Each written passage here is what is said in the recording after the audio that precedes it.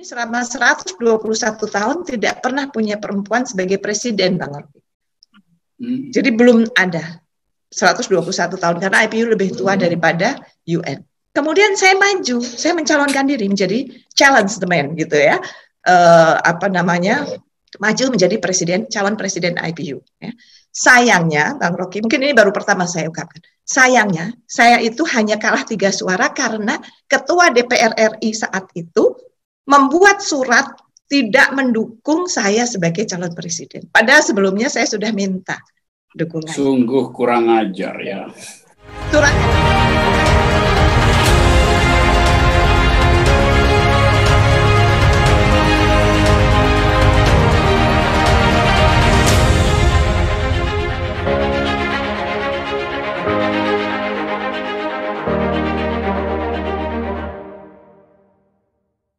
Ibu Nur, veteran 3 kali menjadi wakil rakyat di DPR RI, sudah pernah duduk di beberapa komisi dalam DPR, bahkan oleh pers dijuluki singa Senayan karena Ibu Nur ini sangat vokal. Apa yang paling berkesan sebagai wakil rakyat selama 3 kali, Bu? Baik secara pribadi, dari segi pencapaian dalam tugas sebagai wakil rakyat. Ya, menarik sekali pertanyaannya ya. Jadi yang paling mengesankan atau begini ceritanya. Jadi karena tadi saya bicara, mungkin ini tidak, kalau menurut saya orang mungkin menganggapnya terlalu berlebihan. Tapi buat saya berpolitik itu harus punya idealisme, gitu ya. Jadi apa yang akan kita perjuangkan. Ketika saya memutuskan untuk bergabung dengan Demokrat, kemudian ketika saya memutuskan untuk dari daerah pemilihan Malang, karena memang saya Solo begitu ya. Jadi maksudnya agak beda Bang Rocky dengan orang Solo yang memang dari Solo. Kalau kita sudah ada Bapak Jawa Timur gitu, jadi berpolitik dengan idealisme gitu. Nah kemudian karena itu saya alhamdulillah saya ukur. Jadi ketika saya term pertama itu apa yang saya lakukan? Ya, karena saya merasa ada yang saya yang beban di pundak saya ini yang terlalu berat.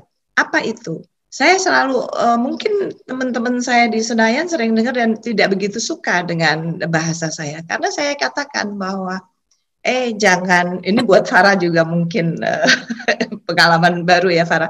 Saya selalu katakan jangan dikira kalian ini kerja terus jadi anggota DPR terus gajinya itu enak dinikmatin. Kalian dibayar atau kita dibayar itu di gaji bulanan itu sebagai wakil rakyat. Kalau kita tidak memperjuangkan suara rakyat, itu kalau di Islam itu tidak halal. Jadi masa kita mau kasih makan anak kita uang haram? Itu prinsip hidup saya. Kemudian jadi saya ukur 5 tahun pertama apa yang saya perjuangkan. Tentunya saya selalu memperjuangkan seperti Bang Sunul tadi bilang, mungkin 98 itu puncak dari perjuangan kita ya. Tapi sebelumnya saya 93 saya baru kembali ke Indonesia sebetulnya. Setelah saya kuliah di Amerika dan saya juga sempat tinggal lama di Tokyo gitu ya. Kemudian 93 saya baru kembali ke Indonesia. Tapi waktu itu saya sudah di Amerika pun saya bergabung dengan sebagai aktivis di kampus. Ya, saya pernah karena saya kuliah di Public Relation di Amerika, jadi saya bergabung dengan Public Relation Society, Student Society of America. Ya, kita pernah nanganin kasusnya Levi's dan sebagainya. Makanya 2003 dan ketika Pak SBY kampanye Pak SBY 2004 itu saya sebagai pimpinan PR manajernya, artinya di Public Relation-nya. Nah, kemudian karena itu saya melihat, saya ukur, saya kan tadi bilang bahwa saya mau masuk politik karena saya ingin berbuat sesuatu. Saya waktu 98 dan 93 saya kembali, saya kuliah lagi di UI, ya ngambil kajian Amerika, kemudian S2-nya, kemudian saya juga masih tetap aktivis gitu ya. Kemudian ada relawan. Saya sebagai national representative dari International Association for Volunteer Effort. Jadi selama di Tokyo saya menjadi relawan. enaknya menjadi relawan di luar negeri itu kita tidak dicurigai, ya meskipun kita orang asing, ya karena kita bekerja dengan hati. Jadi sangat diapresiasi. Jadi kita bisa masuk ke pusat-pusat misalnya informasi dan lain sebagainya, dan mereka waktu saya jadi relawan di Tokyo mereka tanya, kamu yakin kamu mau jadi relawan? Tahu kan relawan volunteer itu tidak dibayar. Saya bilang of course saya tahu. Biasanya orang asing itu ke Tokyo, ke Jepang untuk dibayar, untuk cari gaji gitu. Terus saya bilang apa salahnya? Dia bilang you can speak good English and Japanese. Are you sure? Saya bilang of course. Tapi apa keuntungannya? Keuntungannya saya tahu segala, saya membantu, waktu itu saya tinggal di Meguro, membantu komunitas Meguro, komunitas asing di sana, menerjemahkan, memberitahu mana yang bisa dibeli, mana yang bisa dimakan, mana buat orang Islam, mana yang tidak bisa dimakan, karena saya bisa berbahasa Jepang. Keuntungannya saya bisa masuk dan purely involved dengan pemegang-pemegang kekuasaan, sehingga networking-nya cukup bagus. Jadi ketika kembali ke Indonesia, tadi saya katakan, ketika saya kemudian membentuk Jakarta International Association for Volunteer Effort, di mana saya berkecimpung di dalam anak jalanan, kita bina anak jalanan, waktu itu ada sekitar 30-40 orang yang tinggal di rumah saya, yaitu mereka yang minta-minta dan lain sebagainya, kita mulai didik, kita ajak mereka untuk berdiskusi, berorganisasi. Ya alhamdulillah sih dari segitu banyak, nggak banyak, tetapi ada yang kemudian juga masuk ke partai politik, kemudian kuliah di UI dan lain sebagainya. Nah, tadi kita ukur. Ya, jadi 5 tahun pertama apa yang saya lakukan. Kemudian di Malang pun saya ukur. Apa yang sudah saya sama partai saya ditugaskan di Badan Kerjasama Antar Parlemen. Di Badan Kerjasama Antar Parlemen ini berhubungan erat dengan Parliamentary Union. Nah, begitu saya masuk di Parliamentary Union, ini seperti Bang Rocky tadi cerita. Ternyata Bang Rocky, sampai saat ini pun, tadi yang Bang Rocky ceritakan bahwa perempuan itu masih termarginalkan, itu masih terjadi. Khususnya, saya harus sebut ini, di negara-negara Latin Amerika. Jadi ketika saya masuk IPU, kemudian saya mencalonkan diri, saya masuk menjadi Presiden Parlemen Perempuan Dunia. Terpilih, alhamdulillah. Ya. Kemudian begitu saya menjadi Presiden Parlemen Perempuan Dunia ini, saya mengubah kebijakan. Apa yang seperti Mbak Husnul tadi katakan, kalau perempuan ada, dia harus melakukan sesuatu untuk perempuan. Apa yang saya lakukan? Saya minta kepada negara yang tidak membawa perempuan di dalam sidang-sidang IPU agar dijatuhkan sanksi sosial. Sanksi sosialnya dengan diumumkan negara mana saja yang tidak mengikut sertakan kaum perempuan. Itu saya lakukan. Kemudian ini di forum internasional. Kemudian saya setelah 2 kali berturut-turut menjadi Presiden Parlemen Perempuannya, karena di IPU ini selama 121 tahun tidak pernah punya perempuan sebagai presiden, Bang Rocky. Jadi belum ada 121 tahun, karena IPU lebih tua daripada UN. Kemudian saya maju, saya mencalonkan diri menjadi challenge the man gitu ya. Maju menjadi calon presiden IPU. Ya.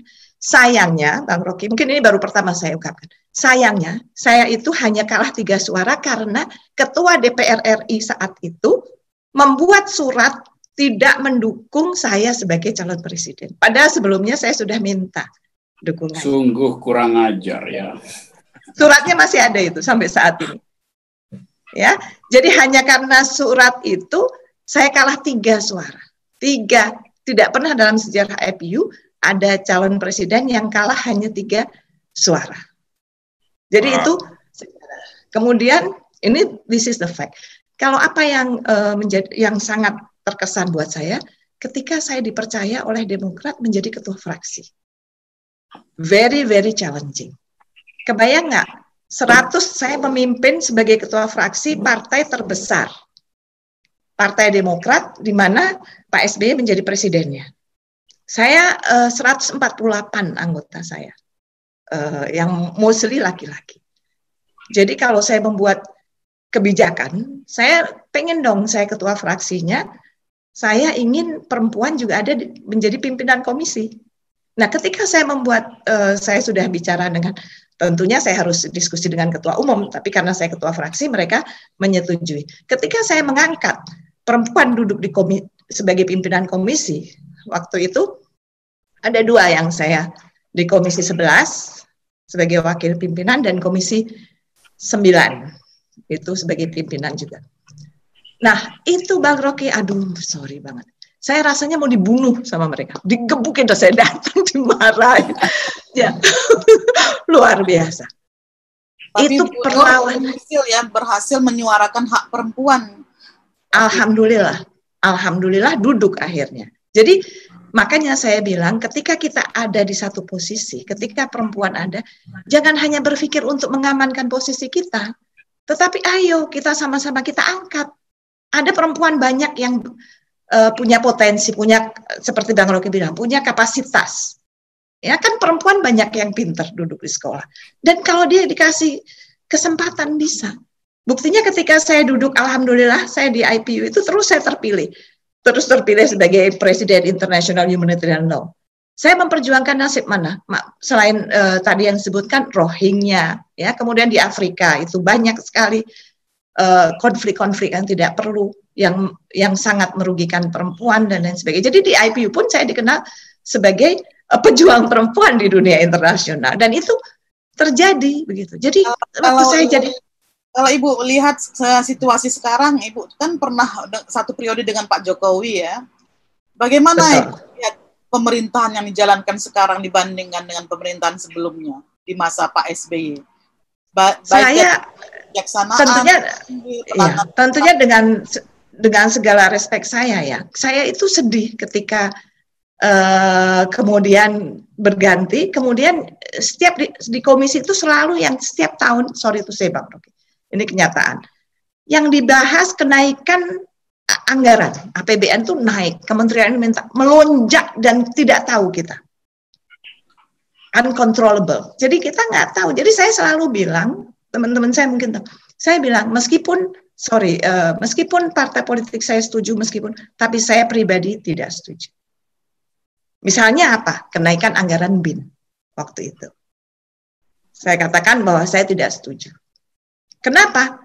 Karena kenaikan itu boleh dari step by step, tapi kan kalau terlalu banyak itu sementara masyarakat ini susah.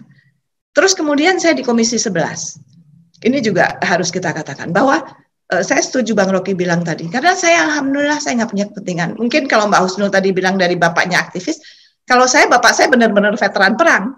Jadi dan pada saat itu bapak saya juga pro Bung Karno ya, Soekarno, artinya di PNI, di politik gitu.